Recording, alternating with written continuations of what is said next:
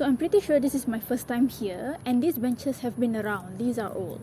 My mom recognized the benches. And it's just crazy when you walk around this kind of place and then you think about the history that comes with it, right? Like there's graves here, there's people who died. There used to be police band that used to perform here for free, and then people will come and sit here and watch the music performance. I think that's crazy because in my lifetime, I think that already stopped because I've never heard of that. But in my mom's lifetime, they used to come and see the police band here. How cool is that? You get to see the police band perform. And it's crazy to think that when you walk on this space, you are walking on history. But it's beautiful. They've made it beautiful. There's flowers around. But it kind of also feels wrong that I'm admiring it, but also, there's something very dark that happened here, something very sad. Located behind the Sarawak Museum, the Tugu Pahlawan, or the Heroes Memorial, commemorates the brave heroes who sacrificed their lives defending Sarawak. This was a place where many people were buried, but it has been turned into a beautiful park that both contains history and also beauty. Down there. So what was up here? Just grass, was it? Grass and some more swings, seesaws. Oh my goodness. But the nice thing the trees are still there. Yeah. Many years ago, maybe when I was 4 or 5 years old, which was around 1969, 1970, 1971, my father used to bring my sister Jessie and I to this museum ground, it was called then. Now it is the Tugu Pahlawan. A monument has been set up here. When we were younger, we used to play on the swings and the seesaws down there. And there used to be a police band that would play every Sunday in that round place down there.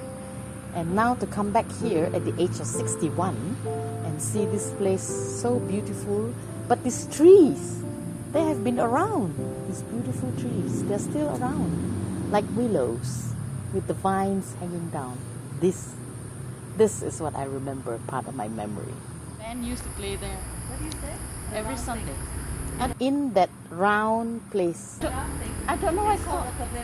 Okay, never mind. Okay. She will over. This was the swing, is it? Where was the swing? The swings were all down there, around here. Oh. Down there. Okay. Yeah, down there. The whole place, they took it away. The seesaw, the swings. Yeah, around here. That's what I say. And there was a chendol store there.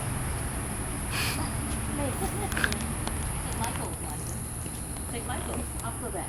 Oh, this is the older This is the museum. first one, the oldest museum, yes. This is the oldest museum. This is the next to it is not next to it, but across the road is the new one. So over here we just found a grave right next to where we were sitting. My auntie says it's Tao. It's probably Tao and it's a Chinese name. And if you shine the light, you can see the Chinese characters on the grave. I can't read it, but if you shine the light, then you can see. Maybe in the daytime you can see because it's quite faded. So I'm thinking right now, thinking back to when my mom was a kid, and then they will all come and watch performance in the police band performance, literally there, and then there's dead people around, which is a very weird thing to think about. Especially when you think about sometimes, I think in our modern day, we tend to have more of a superstition around dead things, dead people, dead graves. And I think nowadays people are more scared of them. So it's interesting to think that there was a time when people used to enjoy music next to all the graves. And personally, I'm not scared of all these as long as we treat it with respect. This was someone. So for me, I think it is very cool to look back on how, people could just come here and enjoy. So many of the graves have already been dug up, but the ones that have been left behind, they were of the people who the families could not be found. So, which is actually very sad to think about. Like, it's basically someone who, I don't know if they ever knew the identity of this person, but they didn't find the family. It's actually quite sad to think about that this was someone who they couldn't dig up because they couldn't find a family. It kind of brings it all into perspective, that one day I also went up somewhere like this, and we never know where we'll end up. So, okay.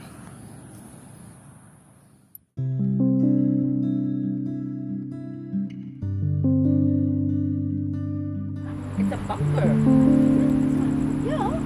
So they left it there. It's a bunker think it was not a war, right? Prisoners of war? No, it's a bunker for the soldiers to keep a lookout. They shoot from there. Something like that, if I'm not mistaken. You ask Dati. Dati would remember.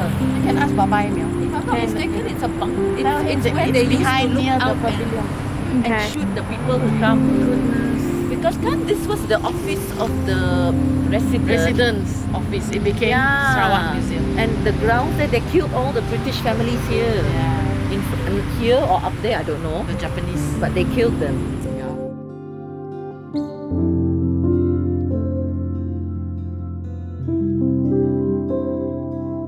That's why I said there, at the back there was where the chendol was.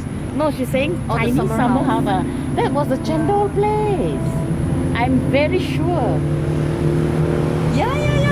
Now that I look at that picture, yes. Kan? Yes.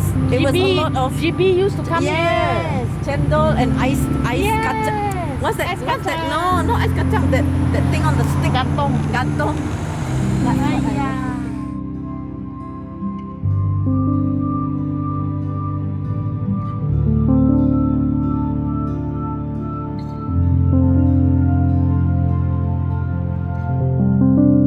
It smells very nice. Yes, very sweet.